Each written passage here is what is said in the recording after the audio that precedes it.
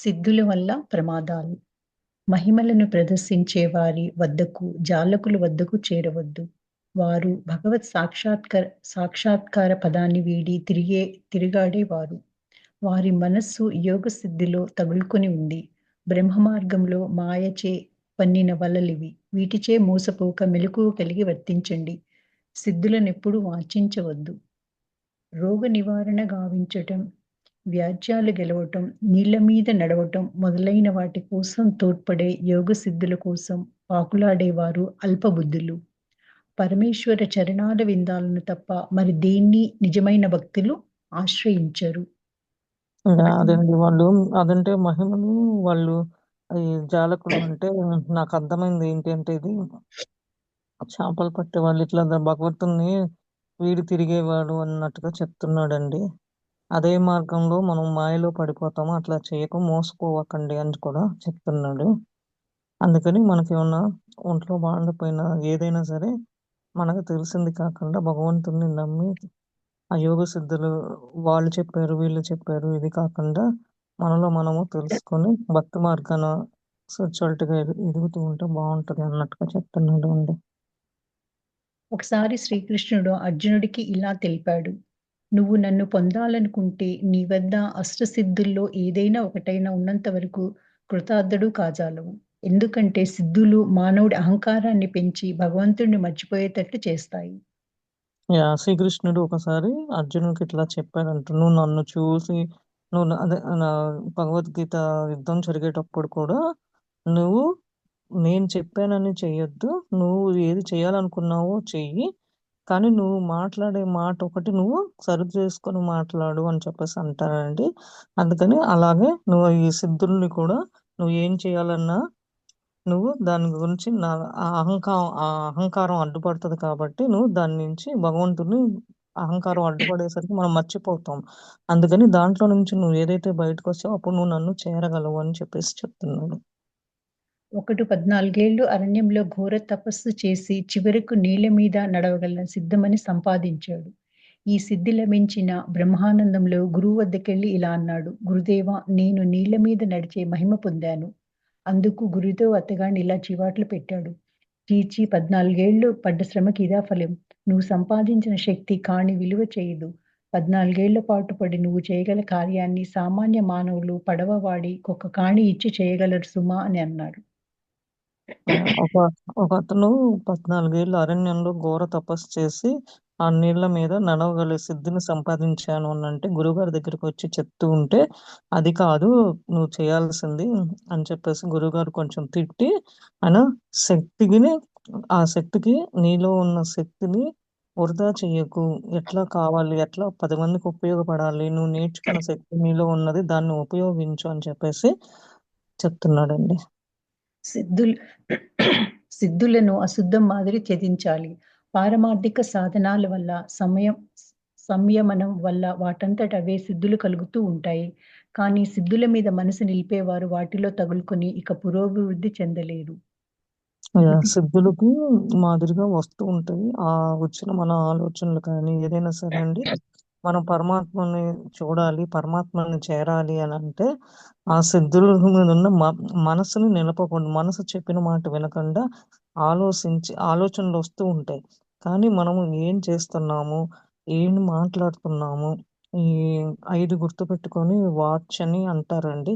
Words, actions, thoughts, character, hobbies ఏంటి అనేది మనము ప్రాక్టీస్ చేసుకుంటూ ఉంటే స్లోగా సాధన వల్ల మనకి అలాంటివన్నీ మనం మనలో ఏంటి ఎలా శక్తి ఉంది, ఎక్కడ మనం పొరపాటు చేస్తున్నాం అని కూడా తెలుస్తుందండి.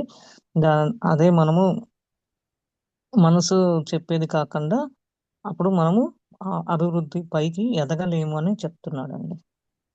గుటికా సిద్ధి అనబడే అదృశ్య శక్తిని పొందిన చంద్రుడనే వ్యక్తి ఒకడు ఉన్నాడు. అతడు ఒక గుటికను తన వద్ద ఉంచుకుని తన ఇష్టం వచ్చిన చోటికి పోగలిగేవాడు. ఇతరులకు కనపడకుండా ఏ తావునైనా ప్రవేశించగలిగేవాడు. మొదట్లో అతడు భగవంతుడి పట్ల భక్తి గలవాడే, సాధనలో నిష్ఠాపరుడై ఉండేవాడు. ఏమైనా అతడు ఆ శక్తిని సంపాదించాక క్రమంగా తన క్షుద్రభోగ వాంఛల సంతృప్తికే ఆ శక్తిని ఉపయోగించుకోసాగాడు. నేనతన్ని మందలించినా అతడు లక్ష్యపెట్టలేదు. అతడు ఇతరులకు కనిపించకుండా ఒక పెద్ద మనిషి భవనంలో ప్రవేశించి ఆ కుటుంబంలో ఒక స్త్రీతో వ్యభిచరించసాగాడు. దాని మూలంగా చివరికి తన సిద్ధిని పూర్తిగా కోల్పోయి పతితుడైపోయాడు. యాహ్! అంటే ఒకతను తన శక్తిని ఉంది కదా అని చెప్పేసి అతని పేరు చంద్రుడంట అండి. అతను దాన్ని ఉపయోగించుకోటానికి అక్కడికి, ఇక్కడికి కనపడకుండా ఎవరు కనపడకుండా ఆహ్, వెళ్ళిపోయి భగవంతుడు పట్ల భక్తుంది. నేనేం చేసినా సాగొచ్చు. ఏదైనా ఇదవుతది. ఆ శక్తి సంపాదించానని అదే అహంతో వెళ్ళిపోయి ఆ శక్తిని ఎట్లా దేనికి వినియోగించాలో దానికి వినియోగించకుండా ఎక్కడైతే అవసరం ఉందో అక్కడ వాడకుండా, ఎక్కడైతే అవసరం లేదో అట్లా ఒక భవనంలోకెళ్ళి ఒక స్త్రీని అట్లా ఆ శక్తిని వ్యభిచారంగా సాగించటం వల్ల చివరికి తనకున్న సిద్ధులు, శక్తినన్నీ కోల్పోయాడు అని చెప్పేసి చెప్తున్నాడు. ఇంకా అట్లానే అవుతది మనకు. మంచిదానికి ఉపయోగిస్తే మనకి మంచిగా ముందుకెళ్ళి ఎదుగుతామండి. ఇది అనవసరమైనకి ఏదైతే అవసరం లేదో దానికి శక్తిని ఉపయోగించినా గాని వ్యర్థమే అని చెప్పి చెప్తున్నాను. ఒకప్పుడు సిద్ధుల వల్ల గొప్ప అనర్థాలు వాటిల్లుతాయి. ఒక గొప్ప సిద్ధుడి గురించి తోతాపురి నాతో ఇలా చెప్పాడు. ఆ సిద్ధుడు సముద్రం తీరంలో కూర్చొని ఉండగా పెద్ద తుఫాను చెలరేగింది. దానిచే చాలా బాధపడి ఆ సిద్ధుడు తుఫాను ఆగిపోవుగాక అనగానే తుఫాను ఆగిపోయింది. సరిగ్గా ఆ సమయంలోనే నిండార విప్పిన తెరచాపలతో అమిత వేగంగా సముద్రంలో ఒక ఓడ పోతుంది. హఠాత్తుగా గాలి స్తంభించకపోవడంతో ఆ తాకిడికి ఓడ మునిగిపోయి అందులోని వారంతా సముద్ర పాలైనారు. అంతమంది ప్రాణహాని కలిగించిన పాపం సోకటంతో ఆ సిద్ధుడు తన సిద్ధులన్నింటినీ కోల్పోవడమే కాకుండా నరకాన్ని కూడా పొంది పాపఫలం అనుభవించవలసి వచ్చింది. యాహ్! ఆ సిద్ధుల్ని మనకి శక్తులుంటాయి కదండీ! ఆ శక్తులు ఎక్కడైతే ఉపయోగించాలో అక్కడే ఉపయోగించాలి. దీనికేంటి ఆ శక్తి ఉంది కదా! అని చెప్పి సంకల్పం మామూలుగా ఉంది కదా! అని చెప్పేసి ఒక తీరంలో తుఫానొస్తూ ఉంటే సముద్రం దగ్గర ఉన్నప్పుడు ఆ సిద్ధుడు ఆ సముద్రాన్ని చూసి ఆ తుఫాను ఆగిపోమంటే ఆగిపోయింది. కానీ ఆ తుఫాను ఆగిపోవటం వల్ల ఏమైంది? దూరంగా ఎక్కడో ఒక ఓడ అది సముద్రంలో వేగంగా వస్తుందనమాట. అంటే ఆ అలల మూలగాన ఆగిపోయి స్లోగా ఉండే అలల మూలగాన ఓడ అనేది లోపల మునిగిపోయింది. హఠాత్తుగా అట్లా ఓడ మునిగిపోవటం వల్ల అందరూ దాంట్లో ఉండేవాళ్ళు సముద్రంలో మునిగిపోయారనమాట. ఇది వాళ్ళకి అందరికి సముద్రంలో ఉన్న మునిగిపోయినోళ్ళందరికీ ప్రాణహాని కలిగింది కాబట్టి ఇతను అంటే ఎక్కడ శక్తిని ఉపయోగించాలి? సిద్ధులున్నా కానీ మనకి ఆ శక్తిని ఎక్కడ అవసరమో, ఎంతవరకు అవసరమో, ఎట్లా ఉపయోగించాలని కూడా ముందు తెలుసుకొని ఆ శక్తుల్ని, ఆ సిద్ధుల్ని వాడాలి అని చెప్పి చెప్తున్నాడండి. అందుకని ఒక దాంట్లోనేమో తనకి ఉంది కదా అని చెప్పి అహంతో చేశాడు. ఈ పాయింట్‌లోనేమో తనకి ఉంది కదా! నాకు శక్తి ఉంది కదా! ఆగిపోతది అని తన స్వార్థం కొరకు చేసుకున్నాడు. ఇయన్నీ చేసుకోవటం వల్ల చివరికి నరకం పొంది అనుభవించవలసొచ్చిందని చెప్తున్నాడు. నేను పంచవటి కింద సాధనలు చేస్తుంటే కాలంలో గిరిజుడు అనే వ్యక్తి అక్కడికి వచ్చాడు. అతడు గొప్ప యోగి. ఒకసారి రాత్రి చీకట్లో నేను నా గదికి పోవలసి వచ్చింది. అప్పుడతడు తన చేతిని పైకెత్తగా అతడు బాహుమూలం నుంచి గొప్ప వెలుగు బయలుదేరి మార్గాన్నంతా ప్రకాశవంతం చేసింది. నా హితవు విని ఆ మహిమను వినియోగించడం మానేసి అతడు బ్రహ్మ సాక్షాత్కారానికై మనస్సు మరల్చుకున్నాడు. కొన్నాళ్ళకు అతడికి ఆ శక్తి పోయినా ఆత్మోన్నతిని పొందగలిగాడు. ఒకడు అట్లనే సాధనలు ఇట్లా శక్తి కోసము చేస్తూ ఉన్నాడండి. ఒక గిరిజనుడు అనే వ్యక్తి. అతను ఒక యోగిగా శక్తుల్ని కావాలి అని దాని కొరకు సాధన అంతా చేస్తూ ఉన్నాడనమాట. ఓ రోజు రాత్రి చీకట్లో గదిలోకెళ్ళి కూర్చున్నాడనమాట. కూర్చొని తన చేతిని పైకెత్తి అతనికున్న శక్తులు ఎంత అంటే వెలుగు రావటము, ఆ వెలుగు ఆ ప్రకాశవంతంగా ఆ గదిలో ఉన్నందుకి అట్లా వెళ్తూ ఉందనమాట. ఆ మార్గాన అంతా. ఆ మహిమను వినియోగించుకొని ఆ మనసుని కూడా మరలించుకున్నాడనమాట. అంటే అది వస్తుంది కానీ, ఆ లైట్ వెలుగు వస్తుంది కానీ, మరలించుకోవటం వల్ల అతనికి ఉన్న శక్తిని పొందగలిగాడు అని చెప్పేసి చెప్తున్నాడండి. ఇంకా పెద్దగా హైయర్‌గా అధిరోదించారు అని కూడా అంటారు. యాచకుడు మహారాజాంతపురాలకు పోగలిగి గుమ్మడికాయ, పుచ్చకాయ వంటి అల్ప వస్తువుల కోసం యాచిస్తే చాలా తెలివి తక్కువగా ప్రవర్తించి వాడవుతాడు. రాజరాజేశ్వరుడైన సర్వేశ్వరుడు ద్వారం వద్ద నిలబడి అమూల్యమైన భక్తి జ్ఞానాలను విడిచి భక్తుడు సిద్ధుల కోసం అర్థిస్తే అవివేకంగా వర్తించిన వాడవుతాడు.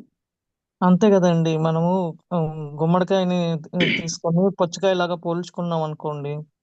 గుమ్మడికాయ తినొచ్చు, పుచ్చకాయ తినొచ్చు. కానీ అదే వస్తువు 2 ఒకటే. కానీ ఎవరు ఏది తెలివి తక్కువోడు, ఏది ప్రవర్తిస్తాడు, ఏది వాడుకుంటాడు అని చెప్పేసి అంటున్నాడనమాట. మనం గుడిలోకెళ్తామండి. గుడిలోకెళ్ళి సర్వేశ్వరుడు ముందు ఎళ్ళినప్పుడు దండం పెట్టుకుంటాం కానీ, నాకు భక్తి జ్ఞానాలు అన్నీ వదిలేసేసి, నాకు శక్తుల్నివ్వు నేను చేసుకుంటాను అనే అవివేకంగా ప్రవర్తించరు కదండీ! అదే చెప్తున్నాడు. గురుదేవులు యువ శిష్యుల్లో ఒకడు ఇతరుల మనోభావాలను ముఖం చూడగానే గ్రహించే శక్తివంతుడైనాడు. పరమానంద భరితుడే అతడు తన సిద్ధిని గురించి గురుదేవులతో ముచ్చటించగా గురుదేవులు మందలిస్తూ ఇలా అన్నాడు. సిగ్గు సిగ్గు నాయనా, నీ శక్తి సామర్థ్యాలను ఇలాంటి క్షుద్ర విద్యల నిమిత్తం వ్యర్థం చేసుకోకు. అదే ఒక గురుదేవుడు ఆశీర్వచనంతో ఎన్నో ఇట్లా గ్రహించి శక్తివంతుడు అయ్యాడనమాట. అతన్ని చూసిన పరమానంద యోగి వీళ్ళు ఈ భరితుడైన ఆ సిద్ధిని చూసి గురుదేవులు ఇట్లా చెప్తూ ఉన్నాడనమాట. గురుదేవుడు మందలిస్తూ నీకు ఇలాంటి ఏం చేయొద్దు. ఆ శక్తుల్ని శుద్ధ శక్తులు ఇలాంటివన్నీ ఉపయోగించుకొని జనాల మీద గాని ఎవరి మీదైనా సరే ఉపయోగించుకోవద్దు అని చెప్పేసి చెప్తున్నారు. అన్ని వ్యర్థము నువ్వు నేర్చుకున్నవన్నీ వ్యర్థము అని చెప్తున్నాడు. శుద్ధ విద్యలో. ఆ శక్తి సామర్థ్యాలన్నీ కోల్పోవకు ఇలాంటివి చేయడం వల్ల అని చెప్పేసి చెప్తున్నాడు. ఒక శిష్యుడు దూరంగా జరిగే సంగతులు తనకు ధ్యాన సమయంలో ప్రత్యక్షంగా గోచరిస్తాయని, ఆ సమయంలో కొందరు ఏం చేస్తున్నది చూడగలనని, తర్వాత విచారంగా అవి వాస్తవానికి గురియవేని గురుదేవులతో చెప్పాడు. అందుకు గురుదేవులు అతడికి ఇలా చెప్పారు. నాయనా, కొన్ని రోజుల వరకు ధ్యానాన్ని ఆపివేయి. బ్రహ్మ సాక్షాత్కారానికి ఈ శక్తులు అడ్డు తగులుతాయి సుమా అని అన్నారు. యాహ్! ఒక శిష్యులు తనకున్న అనుభవం ధ్యాన సమయంలో కొంతమంది అనుభవాలు ఉండటం వల్ల అండి బాగా ఎక్స్‌పీరియన్స్ మీద ఆళ్ళ పక్కనోళ్ళు కళ్ళు తెరిచిన ధ్యానంలో ఉన్నప్పుడు అన్నీ తెలుస్తూ ఉంటాయన్నమాట. మాస్టర్స్‌తో కనెక్ట్ అవుతూ ఉంటారు కదా! అదే సమయంలో అది చూడగలుగుతారనమాట. ఏం చేస్తున్నారు వీళ్ళు? అది నిజమే.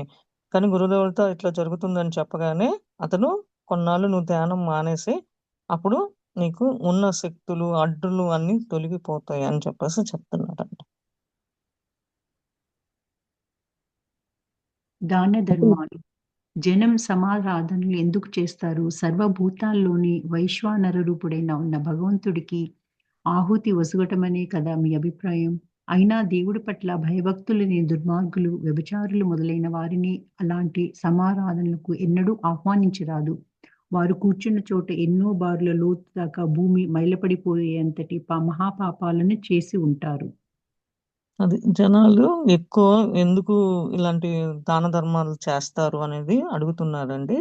అంటే సర్వభూతులైన వాళ్ళందరూ భగవంతుడికి ఆహుతి చేయటానికా? ఏంటి మీ అభిప్రాయం? దేని కొరకు దానాలు, ధర్మాలు చేస్తారు అనంటే భయ దేవుడి మీద భయంతో చేస్తున్నారా? లేతే ఈ దుర్మార్గులు, వ్యభిచారాలు ఇలాంటివి చేస్తున్నారా? దేని కొరకు మీరు అంటే కొంతమంది అండి మొక్కుకొని చేస్తాను అని స్వార్థం కొరకు చేస్తారు. కొంతమందేమో పక్కనోళ్ళు బాగుపడకూడదు. లేతే పక్కనోళ్ళు ఇట్లా పైకొస్తున్నారు వ్యాపారాల్లో చేసేవాళ్ళు ఇట్లా దాని కొరకు చేస్తున్నారు. ఇయన్నీ కాదు.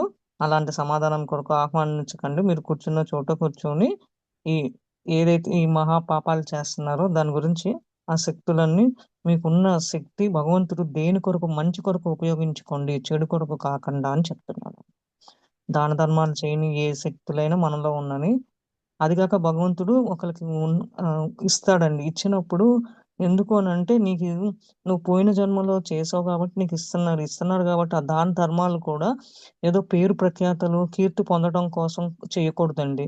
వాళ్ళు నిజంగా ఆపదలో ఉన్నారు. వాళ్ళని ఆదుకొని వాళ్ళకి చేసి ఫలితం ఆశించొద్దు. నువ్వు చేయాలి నీకు భగవంతుడు ఇచ్చాడు గాబట్టి దాన ధర్మాలు నువ్వు చెయ్యి. కానీ వాళ్ళు నన్ను 10 మందిలో చెప్తారు. నేనే చేశాను అని గొప్ప చెప్పుకోవడం కోసం కాదు అని చెప్తున్నాను. ఒకప్పుడు ఒక కసాయివాడు ఒక ఆవును దూరంలో ఉన్న గోవధశాలకు తోలుకుపోతున్నాడు. ఆ కసాయివాడు దాన్ని క్రూరంగా కొట్టడం వల్ల ఆవు వాణ్ణి తిప్పలు పెట్టసాగింది. దానిని తోలుకుపోవడం వాడికి కష్టసాధ్యమైంది. అలా చాలాసేపు శ్రమపడి మధ్యాహ్నానికి ఎలాగో ఒక గ్రామం చేరుకున్నాడు. ఎంతో అలసిపోయి సమీపంలోని ఒక ధర్మసత్రానికి వెళ్లి ఉచిత భోజనం చేశాడు. శిష్టంగా తినడంతో బాగా తేరుకొని సులువుగా ఆవును వధశాలకు చేర్చగలిగాడు. ఆ గోవధ పాపంలో కొంత భాగం కసాయివాడికి అన్నదానం చేసిన దాతకు సంప్రాప్తమైంది. కాబట్టి అన్నాదులలో కూడా దానాన్ని గ్రహించేవాడు దాన్ని దుర్మార్గ కృత్యాలకి వినియోగించే దుష్టుడు కాదు కదా అని వివేచించి మరీ చేస్తుండాలి. యాహ్! ఒక అతను ఆవుని తోలుకొని దూరంగా ఉన్న గోశాలకి తీసుకొనెళ్ళాలని వెళ్తూ ఉన్నాడండి. దాన్ని కొట్టడం, తిట్టడం, కొంచెం అది ఆవు కొంచెం ఇబ్బంది పెట్టడం అతన్ని చేస్తూ ఉందన్నమాట. కొంచెం దూరం వెళ్ళినాక మధ్యాహ్నం అయ్యేసరికి ఒక గ్రామం చేరుకొని అక్కడ ఆ భోజనం అది చేసిన తర్వాత తనకి కూడా శక్తి వచ్చింది కాబట్టి అట్లా తీసుకెళ్ళి గోశాలకి అట్లా ఆహ్, అతను చేరుకొని సులభంగా వెళ్ళిపోయారు అని అంటున్నాడు. ఏంటి అంటే ఇక్కడ గోదానం అదే గోవును అట్లా ఇబ్బంది పెట్టినా గానీ అన్నదానం చేసిన దాతకు ఉపయోగపడింది. ఇట్లా కూడా ఇట్లా అని చెప్పేసి చెప్తున్నాడండి. అందుకని అన్నదానం ఏ దానమన్నా చేయండి. మనం చేసేటప్పుడు పేరు ప్రఖ్యాతలు, కీర్తి ప్రతిష్టలు కాకుండా మనం చేయాల్సినవి చేయండి. మనకు భగవంతుడు ఇచ్చాడు. ఉన్న దాంట్లో కొంచెం అన్నా ఎంతో కొంత ఇంతే చేయాలి, అంతే చేయాలని ఎక్కడా లేదు. మనం ఏదో ఒకటి చేస్తే చూడండి దారిలో అట్లా ఆవు అంత ఇబ్బంది పెట్టినా గాని ఆ ఊరిలో నుంచి వెళ్తూ ఉంటే ఆ! ఒక సత్రం దగ్గరికి చేరుకొని భోంచేసినాక అన్నం అనేది దొరికింది అని చెప్తున్నాడండి. విధి ఇలాంటిది. పూర్వజన్మలో బాగా దానధర్మాలు చేసిన వారు ఈ జన్మలో భాగ్యవంతులై పుడుతుంటారు. కానీ ఈ ప్రపంచం భగవంతుడి మాయ. మాయ అనే అనేక అవక్రమాలలో కూడుకొని ఉండి మాయను ఎవరూ గ్రహించలేరు. ఇదండి. ఇదేంటంటే ఈ దాన ధర్మాలు చెప్పా కదండీ ఇందాక. మనము పూర్వజన్మలో చేసుంటే మనకి ఇప్పుడు కొంచెం ఉన్నస్తులుగా ఇస్తారనమాట. అంటే మనకి చేయగలిగే శక్తి ఇచ్చాడు భగవంతుడు. ఆ శక్తిని కూడా మంచి వాటికి ఉపయోగించండి. ఆ దాన ధర్మాలు కూడా వేటికి వ్యభిచారాలకి లేకపోతే జంతు చంపి మాంసాలకి ఇలాంటివి కాదు. జీవహింసకి కాదు. ఏదైనా ఎగ్జాంపుల్ అదని చెప్తున్నానంటే అవని కాదు మంచి వాటికి ఉపయోగించండి. మీకు ఆ శక్తి ఇచ్చాడంటే. లేదు అంటే మనకి మళ్ళా కర్మ యాడై మళ్ళా ఈ జనన మరణ చక్రంలో పడిపోతూనే ఉండాల్సొస్తదండి. మళ్ళా పుడతం, మరణించడం ఇలాంటివి జరుగుతది. అంటే నిజంగా మనము భగవంతుడి గురించి తెలుసుకునేంత వరకు అట్లానే వస్తదనమాట. మనకు అవకాశాలు ఇస్తున్నారు. అంటే ఆ శక్తిని ఎక్కడ వాడాలో మంచిదానికి ఎక్కడ వాడాలో అక్కడ వాడండి అని చెప్తున్నాడండి. ఆహార నియమం, వస్త్రధారణ. సన్యాసులు కాషాయ వస్త్రాలను ధరించడం ఎందుకు? వస్త్రధారణలో ఏముంది? కాషాయ వస్త్రాలు మనసులో పవిత్ర భావాలను స్ఫురింపచేస్తాయి. అరిగిపోయిన చెప్పులను, చినిగిపోయిన దుస్తులను ధరించిన వ్యక్తికి దాని దైన్యస్థితి తలుపుకు వస్తుంది. నీటైన కోటులను, పట్లాంటములను, విలువగల బూట్లను ధరించినప్పుడు సహజంగా ఎవడైనా అహంభావంతో పొంగిపోతుంటాడు. నల్లంచు సన్నని రవిసెల్లా ధోవతిని కట్టుకుంటే అది అతడికి ఎక్కడ లేని ఉల్లాసాన్ని కలిగిస్తుంది. అలాంటి వాడు శృంగార గీతాలను కూడా ఆలపిస్తాడు. కాషాయ వస్త్రాలను ధరించడం చేత సహజంగా మనసులో పవిత్ర భావాలు స్ఫురిస్తాయి. స్వతహా వస్త్రధారణలో ఏ విశేషము లేకున్నా ఆయా వేషాల చేత ఆయా భావాలు కలుగుతుంటాయి.